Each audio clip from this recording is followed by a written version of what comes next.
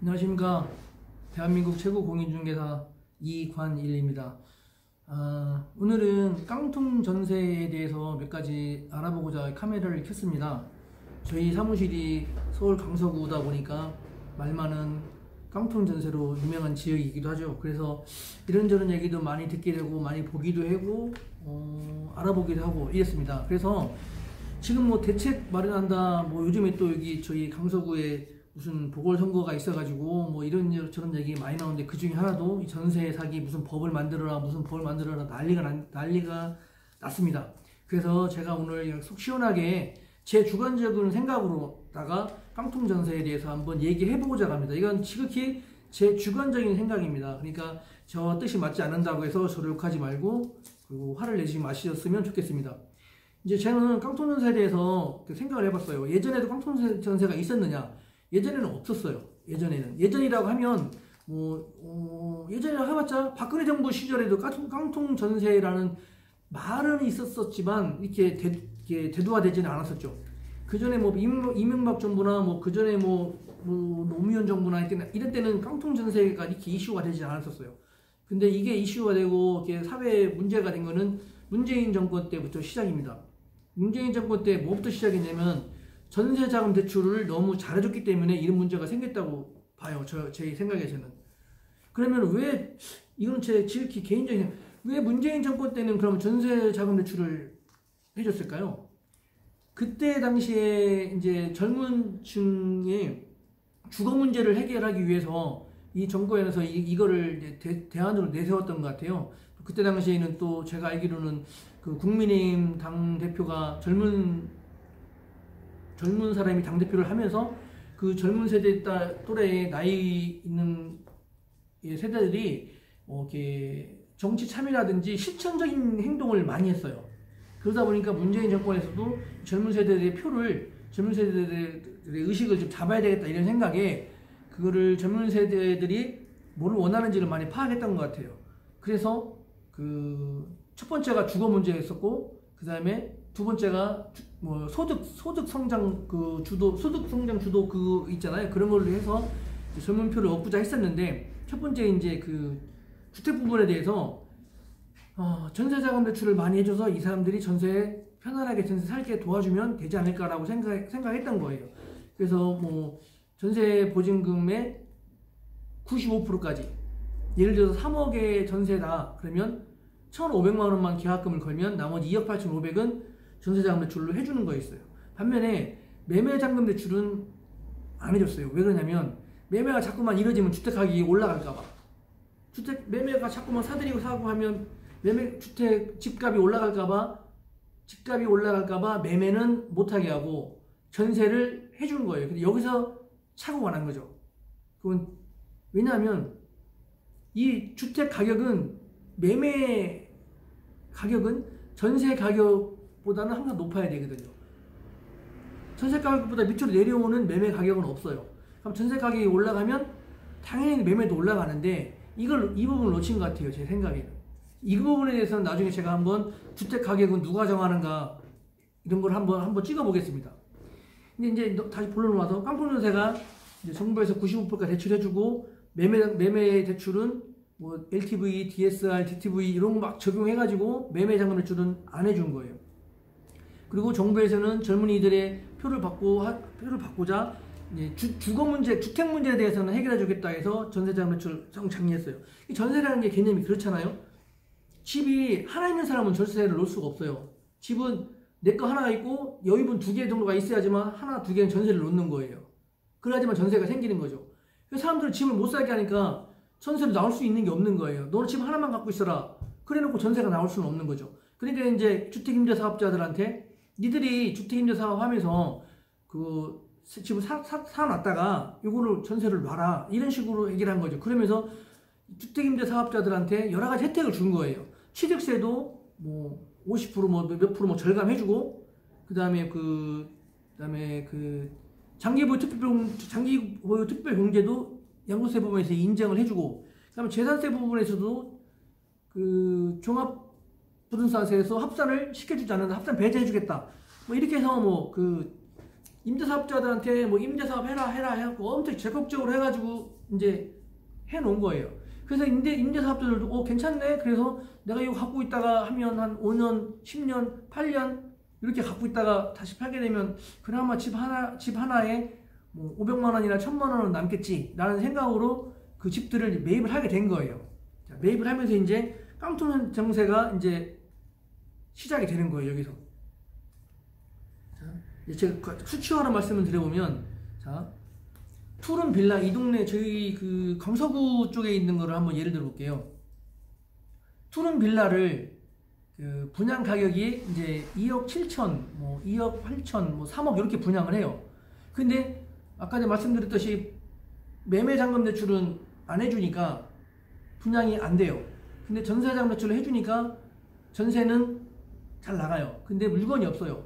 물건이 없다 보니까 그럼 물건을 만들어야 되잖아요. 이게 하려면. 그래서 이제 3억짜리, 예를 들어 3억짜리 분양 가격 3억짜리가 있는데 그거에 대한 전세는 3억 4천을 나오는 거예요. 그러면 일단은 전세부터 맞춰요. 전세 3억 맞추는데 누구한테 맞추느냐? 젊은 청년한테 전세를 맞추는 거예요. 3억 4천에. 그 젊은 청년은 전세 3억 4천인지 비싼지 싼지 적당한지를 발품 팔아서 그 주변에 있는 부동산에 가서 그거를 좀 물어보고 했었어야 되는데 여기서 젊은 청년들도 실수를 한번 한 거죠. 그냥 인터넷으로 보고 그냥 그 저쪽에 맨 처음에 마포 지역부터 보다가 합정 지역부터 보고 강서 지역 보고 부천 지역 보고 인천 지역으로 이렇게 넘어가는 거죠. 그렇게 하다 보니까 저쪽 마포 지역에서 얼마인데 이쪽 화곡동 강서 쪽으로 오니까 엄청 싸거든요. 3억 4천이라는 금액이. 3억 4천 금액이 싼 거예요. 왜냐면 마포에서는 똑같은 물건이 5억 가까이 가니까 여기 와서 그게 3억 4천이니까 엄청 싸게 느껴지는 거고 그러는 거 있었어요.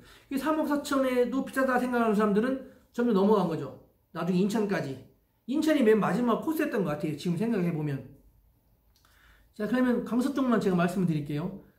3억에 분양가 3억이었는데 3억 4천에 전세를 들어옵니다. 그러면 나머지 이제 그 4천만 원은 어떤 용도로 쓰이느냐? 이 4천만 원 용도가 이거는 정확한 건 아니고 제가 그냥 추론을 해보는 거예요. 이렇게건이라고 추론을 해보는 거고 정확한 건 아니고요. 4천만 원 중에서 거의 2천만 원은 새로 들어오는 그 신규 전세입자, 그러니까 젊은 청년들의 2년간 전세 보증금 대출의 이자로 쓰여집니다. 근데 그때 중요한 게 뭐냐면 그때는 이자가 2.3%, 2.5%, 2.8% 정도 됐었어요. 그러면 제가 눌러볼게요. 2억 8,500만 원에 곱하기 2.8% 하게 되면 1년에 790만 원이에요. 800만 원 잡고 2년이면은 1,600만 원입니다. 이자 1,600만 원을 이 갭 차이 나는 4천만 원에서 일단 충당을 해요. 그리고 이사 비용도 한 2,300만 원도 또 지급을 해줘요. 그리고 또 그 빌라 안에 옵션도 넣어줍니다. 뭐 냉장고, 세탁기, 에어컨, 그 다음에 그 빨래 건조기 뭐 다 넣어줘요. 그 전자제품도. 그것도 한 300 정도 가요. 그리고 이제 그렇게 되면 그것만 해도 벌써 1,600만 원에다가 그 전자 그 기기하면 뭐 300만 원, 400만 원 하면 그것만 2천만 원이에요. 2천만 원 날라갔어요. 그리고 난 다음에 그렇게 해서 이제 언제 잔금에서 들어온다고 생각해주면 이제 이 분양 받아갈 사람을 정합니다. 임대사업자를 정해야 되겠죠. 어떤 임대사업자가 이걸 갖고 가느냐. 임대사업자도 그럽니다. 이거를 내가 갖고 가면서 취득세가 들어가니까 취득세를 보전을 해달라. 그래서 임대소득자가 등기를 갖고 가면서 취득세 그것도 이제 그 보전을 해주고 그러면 임대사업자도 이거 갖고 가면서 수수료 형식으로 다만 500이든 700이든 1000이든 가져갑니다. 그러면 그것만 한 1,000만 원 들 거예요. 하면 3천만 원 날라갔어요. 나머지 1,000만 원은 이거를 한 분양하고 임대를 맞춘 그 당사자가 나머지 수수료를 갖고 가는 거예요. 분양 수수료 해가지고 갖고 가는 거죠. 4천만 원이 다 날라가는 거예요. 그렇게 해서. 그러면 2천만 원은 거의 1,600만 원 이자 비용에다가 나머지 400만 원은 뭐 전자제품 비용에다가, 나머지 또 등록세, 취득세 비용에다가, 등기 비용에다가, 그 다음에 그 명의를 갖고 가는 임대사업자의 그 이득분에다가, 분양하는 분양 사무실, 또 분양 사람, 당사자, 이렇게 4천만 원이 다 분배가 되는 거예요. 근데 이거를 이제 그 새로 들어온 젊은 청년들은 몰랐었을 거예요. 몰랐겠죠? 그 지금 알고 있었던 사실은 있어요. 자기가 받았던 혜택, 세입자들이 들어오면서 받았던 거 2년 동안 전세자금 대출에 대한 이자를 주겠다. 거기 전세자금 대출 받는 거기에 들어가는 설정 비용이나 이런 것들을 지원해 주겠다. 그 다음에 이사 비용을 지원해 주겠다. 그 다음에 그 안에 옵션이 필요한 거 있으면 다 옵션을 다 대주겠다. 이런 혜택을 다 받고 들어왔다는 얘기, 알고 들어왔다는 얘기인 거죠. 제가 말한 4천만 원이 대충 어떻게 쓰였다는 건 모르겠지만 요 사실을 알고 들어오는 거예요. 그럼 전세 들어갈 때 이게 기본적인 틀은 아니거든요. 누가 전세 들어갈 때 전세금에 대한 이자를 2년치 다 해준다, 설정비까지 다 해준다, 뭐 옵션 다 해준다, 이런 경우는 없거든요. 여기를 놓치고 한 거예요. 이렇게 해서 이제 땅촌세가 시작됐는데, 그다음에 이제 이게 잘 살면 2년, 3년, 4년 잘 살면 괜찮아요. 근데 이제 2년 뒤에 됐는데 이제 이 이자 부담을 내가 내야 되잖아요. 근데 또 2년 됐는데 또 이자 금리가 또 엄청 올라버렸어요. 왜 올랐느냐? 뭐 다들 아시겠지만 뭐 우리나라 경제가 그랬었고, 개인 채무가 너무 많아서 개인 채무를 줄이고 뭐 이런 뭐 저런 것 때문에 은행 사정, 국가 사정 이런 것 때문에 이제 그렇게까지는 못 해주게 된 거예요. 그러다 보니까 이자가 더블 올랐어요. 그러니까 2억 8,500에 이자가 금리가 2.8% 하던 것이 더블이면 5.6%인데 5%만 잡아도 2억 8,500만 원 곱하기 5% 하게 되면 1년에 1,425만 원. 2년이면 2,800이에요. 2,900 정도 되겠네. 2,900. 2년이면. 2년 살면서 2,900을 낸다면 이거는 월세도 이만한 월세가 없어요. 사람들이 안 들어오고 거기 살고 있는 사람도 이제 못 사는 거예요. 기존에 살던 사람도 못 사니까 이사를 가야 되겠죠. 이사 빼달라니까 못 빼주는 거예요. 누가 들어올 사람이 없으니까. 또 이제 그 신축주택도 아니잖아요. 2년이 흘렀기 때문에 못 나가는 거예요. 누가 들어올 사람이 없으니까. 집주인은 임대사업자는 이런 집들이 많다 보니까 다 못 빼주는 거예요. 예전에는 그냥 뺏어나가고 이렇게 했었는데 이제 지금 그런 시스템이 안 되는 거죠. 그러니까 이제 거기 살고 있는 임차인 같은 경우에는 뭐 다행히 뭐 전세보증금 반환보험 들은 임차인 같은 경우에는 임차권 등기하고 나가서 그 반환보험 든 데에서 그 청구를 하면 뭐 손해는 없겠지만, 전세보증금 반환보험 들지 않고 들어간 세입자들은 고스란히 거기 다 묶여 있는 거예요. 그리고 예를 들어서 뭐 빌라가 뭐 100개 갖고 있네, 200개 갖고 있네, 이런 거 말고도 한 10개, 뭐 5개 이렇게 갖고 있는 임대사업자들도 있어요. 이 사람들은 뭐 때문에 걸렸냐면 이런 경우도 있어요. 이게 이제 그 종부세 과세 대상이 아니었었는데 갑자기 종부세 과세 대상이 돼버린 거예요. 뭐 정확한 거는 뭐 아니지만 제가 듣기로는 이렇게 들었거든요. 집이 하나가 있을 때는 3억이고 해서는 종부세 과세 대상이 안 됐는데 이거 합산 배제를 안 해준다. 처음 합산을 배제시켜줘야 되는데 합산해버린다. 그러면 3억짜리를 10개 갖고 있으면 30억이에요. 100개 갖고 있으면 300억이고 200개 갖고 있으면 600억이에요. 그러면 30억, 300억, 600억일 때는 종부세 과세상이 돼서 갑자기 종부세 부과를 받게 된 거예요. 임대사업자들이. 근데 임대사업자들은 이 종부세 계산을 안 했었거든요. 이 주택을 갖고 갈 때에는.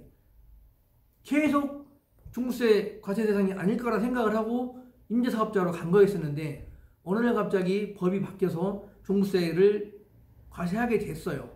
못 내게 되니까 1년에 뭐 많게는 뭐 10억씩, 뭐 16억씩 종부세를 내야 되는 상황이 되다 보니까 임대사업자가 그렇게 1년에 10억씩, 16억씩 이거 임대사업에서 벌 수 있는 건 아니잖아요. 그러니까 못 낸 거예요. 세금을 못 내니까 당연히 등기부등본 갑부에 압류가 들어오겠죠. 지방세도 못 냈으니까 압류가 들어올 거고, 그 압류가 들어온 그 집에 누가 다른 전세입자가 들어올 수도 없겠죠. 그러니까 전세가 아예 안 나가는 거예요. 아예 안 나가니까 기존에 들어와 있던 사람만 죽어나는 거죠. 임대사업자한테 전화 맨날 하고 임대사업자는 전화 못 받고 도망가고 이 꼴이 나기 시작한 거예요. 이제 그러면 이게 깡통 전세가 이제 이런 식으로 생긴 건데 이게 이제 만들어졌어요. 지금은 이제 뭐 정부에서도 그렇고 뭐 지자체에서도 그렇고 국토교통부에서도 이걸 어떻게 해결하려고 많이 노력을 하고 있는 것 같은데 이 깡통 전세 해결할 수 있는 부분에 대해서는 제가 요거 찍고 내일이나 모레 다시 한번 또 올려놓을 건데 오늘은 그래요. 깡통 전세의 시작은 정부의 정책이 잘못된 거고, 첫 번째가요. 정부의 정책이 전세로 나가는 그 정책이 잘못된 거고, 그 다음에 뭐 두 번째로는 깡통 전세 당사자, 거기에 세입자로 들어가신 분들이 여러 가지 알아보지 못하고 들어갔던 부분에 대해서 욕심을 너무 부린 거죠. 예전 정부처럼 내가 돈이 1,500만 원이나 2,000만 원이나 3,000만 원이나 아니면 뭐 5,000이나 6,000이 있으면 그 범위 내에서 내가 주택을 구하고 욕심을 부리지 말아야 되는데, 신축 새 집을 너무 선호해서 들어갔다는 자체가 그분들한테도 두 번째 잘못이 있는 거고, 그런 원인으로 이게 그 깡통 전세가 생기게 된 겁니다. 깡통 전세 피해를 당하신 분이나 그 다음에 깡통 전세 당사자 임대사업자분들이나 참 고통의 시간이 많이 될 텐데, 제가 뭐 그분들을 탓하고 욕하자고 이 방송을 틀은 건 아니고요. 그냥 제가 화가 나서 틀었습니다. 깡통 전세를 안 만들 수도 있었었는데 깡통 전세를 만든 전 정부에 대해서 제가 화가 많이 나서, 이거 시골에 아닌 골짜기에 조그만 골목에 골짜기 공인중개사도 전세가 어떻고 매매가 어떻고 이런 거를 알고 전세했을 때는 어떤 문제가 생길 거다라는 것도 대충 알고 있는 판인데, 공부 많이 한 경제학자라는 분들이 이 전세가 좋다고 전세를 적극 장려하면서 했던 이게 엄청난 큰 실수였던 것 같습니다. 나중에 제가 주택 가격은 어떻게 결정되는지, 누가 결정하는지 그 부분에 대해서 생각한 건 많이 있으니까 그때 다시 한번 더 자세하게 얘기하기로 하고, 오늘은 여기서 이만 영상 마치겠습니다. 감사합니다.